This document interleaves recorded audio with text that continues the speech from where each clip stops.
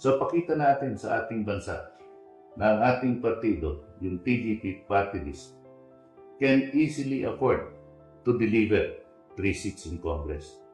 So mga brads, mga sis, laban natin lahat ito. Hindi lang laban ni Bong, hindi lang laban ni Aaron, hindi lang laban ni Jerry Laut, laban natin lahat ito. Ipakita natin, kaya natin yung tatlo.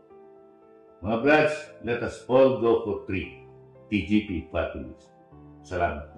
Nag-23 tayo, naalala natin yung TGP Party List, naalala natin si Bong Teves, naalala natin si lalong-lalo na si Aaron, na tutulong na ngayon at lalong-lalo rin si Jerry Laut.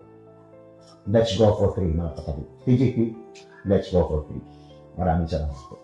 Magandang araw po mga kapatid na Triskelions.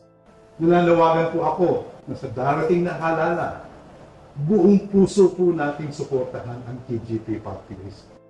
Ito pong partidong ito ay atin. Ay paliwanag na po ni Brad Talek at kami Brad Roy na itong darating na halala, tatlo po ang ating nominee na gusto nating magkaroon ng pagkakataon na umupo sa Kongreso. Si Brad Bong po, ito po ang kanyang huling termino dahil naupo na po siya ng 2 beses sa Kongreso.